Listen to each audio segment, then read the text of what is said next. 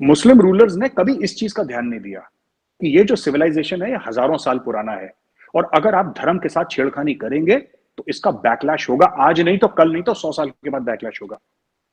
एक जमाने में हिंदुओं के पास इंटेंट था लेकिन कैपेबिलिटी नहीं थी। 2014 में इंटेंट भी आ गया और कैपेबिलिटी भी आ गई।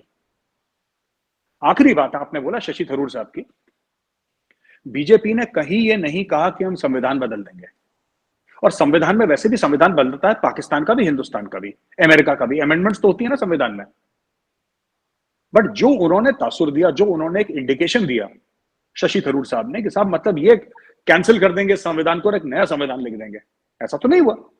और मोदी जी अगर चाहें तो मोदी जी के पास 300 से ऊपर सीटें हैं पार्लियामेंट में, वो कोई भी लॉ चेंज कर सकते हैं, उनको कौन रोकने वाला है। पर नहीं करा उन्होंने, नहीं हुआ कुछ, ऐसा कुछ भी नहीं हुआ और ऐसा होगा भी नहीं, because our institutions are simply too strong, they are simply too strong for one person too, इसमें, और मुझे नहीं लगता कि उनकी कोई मंशा भी है ऐसे करने की। और जो हिंदू राष्ट्र का कॉन्सेप्ट है ना, आखिरी चीज चीमा साहब, देन वी कैन, मैंने ज्यादा टाइम ले लिया आपका। चीमा साहब, जो जो हिंदू राष्ट्र का कॉन्सेप्ट है ना, हिंदू राष्ट्र का concept, it is of course a physical concept but it is also a moral concept.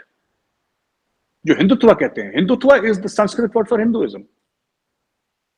Hinduism को लोग अच्छा मानते हैं, हिंदुत्व को लोग कहते हैं कि साहब ये तो गलत चीज है। Is the same thing, there is no difference. Hindutva ये नहीं कहता कि मुसलमान सेकंड क्लास सिटीजन होगा, ये नहीं कहता है, क्योंकि there is no concept of, in our religion, in Hinduism there is no, जैसे आपके यहाँ है कि काफिर है ये मोमिन है, हमारे यहाँ वो कॉन्सेप्ट है ही नहीं कि काफिर है मोमिन है। ये हमारी किसी भी किताब में देख लीजिए, ये है ही नहीं कॉन्सेप्ट।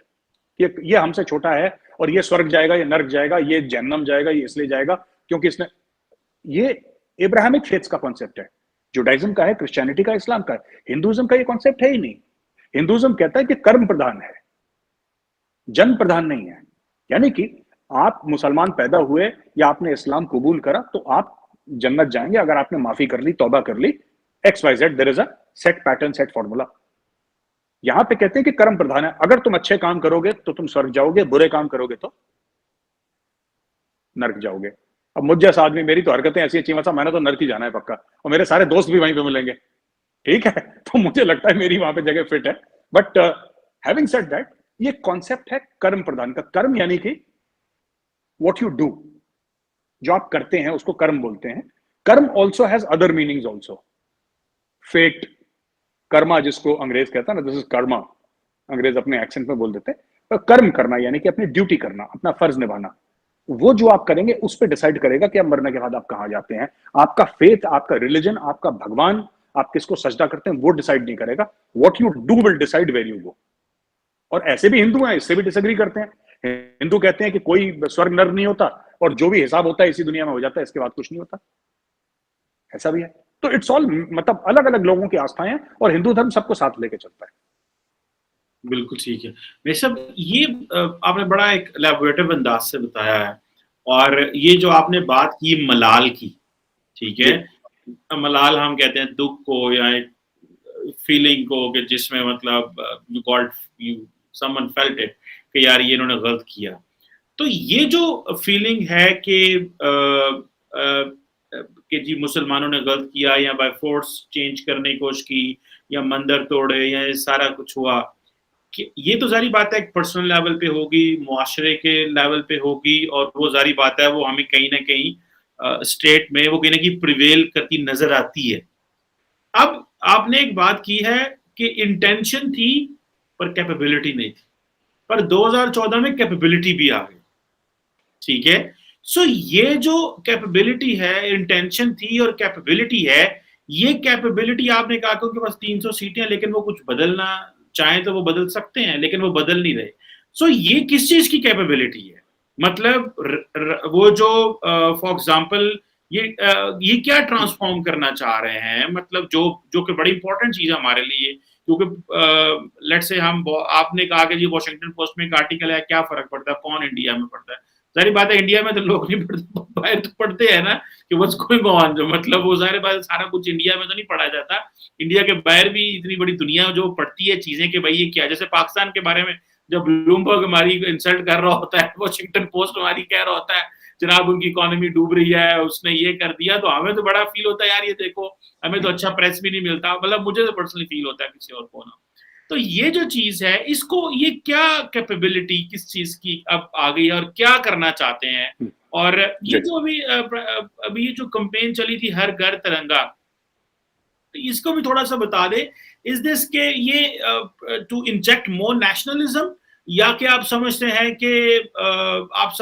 कि इसका क्या मीनिंग हो सकता है? हर बंदा इंडियन है और ये चीज करना जो है, इससे क्या मिलता है? एक मोटिवेशन मिलती है, वो उसका मतलब था लोगों को मोबिलाइज करना, लोगों को अपने साथ में लाना, लोगों को ये बताना कि शायद इंडिया की जो नेशनलिज्म है उसका true guardian prime minister Modi और उनकी टीम है। मतलब हाउ ये कैपेबिलिटी वाला मैटर है, ये जरा काइंडली हमारे साथ शेयर करें। मैं पहले कैपेबिलिटी पे जाता हूं, फिर मैं हर घर तिरंगा पे जाऊंगा चीमा सर जी। जो हम कहते हैं ना कि पहले उनका इंटेंट था लेकिन कैपेबिलिटी नहीं थी, फिर कैपेबिलिटी आ गई 2014 में। चीमा साहब, इसके पहले आपको थोड़ा मानसिकता समझनी पड़ेगी, मेंटालिटी माइंडसेट समझना पड़ेगा राष्ट्रीय स्वयंसेवक संघ का। आरएसएस है क्या, ये है क्या? और इसके बारे में पाकिस्तान में बड़ी गलतफहमी है आरएसएस के बारे में। तो अगर कोई पाकिस्तानी भाई बहन देख रहे हैं, RSS is essentially an ideological organisation. RSS एक आइडियोलॉजिकल ऑर्गेनाइजेशन है, आरएसएस पॉलिटिकल ऑर्गेनाइजेशन नहीं है। आरएसएस में आपको बड़े बड़े साइंटिस्ट्स, बड़े बड़े डॉक्टर्स, बड़े बड़े engineers, highly qualified people. RSS में आपको जब बाहर अगर आप जाएंगे अमेरिका में, आपको देखेंगे इसरो में काम कर रहे हैं, डिपार्टमेंट ऑफ स्टेट में काम कर रहे हैं, डिपार्टमेंट ऑफ डिफेंस में बड़े बड़े लोग, हाईली क्वालिफाइड, हार्वर्ड से, मतलब आप सोच लीजिए कहां से पढ़ सकते हैं लोग, इतने लोग आरएसएस के। देखिए, मोदी जी ने तो जिंदगी बिता दी ना संघ में, 14 साल की उम्र से थे वो संघ में हैं। तो आपको इनका माइंडसेट, आरएसएस का माइंडसेट, अमित शाह जी जो हैं the honourable home minister of India, उनका माइंडसेट क्या है? देखिए, हिंदू जो है ना, द वर्ड हिंदू एक्चुअली जो मजहब है, जिसको हम लोग अगर ट्रांसलेट करें मजहब को तो पंथ बनता है। जो पंथ है वो सनातन धर्म है, वो सनातन धर्म है चीमा साहब, राइट? आरएसएस ये कहता है कि जो भी बर्रे सगीर में रहता है वो हिंदू है। अब लोग बड़े परेशान हो जाते हैं कि साहब आपने मुसलमान को हिंदू कैसे कहते? वो मुसलमान को हिंदू नहीं कह रहा, वो कह रहे हैं कि लीनियज का हिंदू मतलब होना कि we belong to a common lineage, people where the river Sindh flows. ठीक है चीमा साहब, पाकिस्तान में कितने ऐसे नाम हैं विच आर सिख और Hindu names, but they are practising Muslims. That's okay, सबका अपना अपना मजहब होता है। बिकॉज ये बात सच है, पाकिस्तान में या इवन इंडियन मुस्लिम्स कितना भी डिनाई करें, fact is that we have common ancestors, हमारा खून एक है, राइट?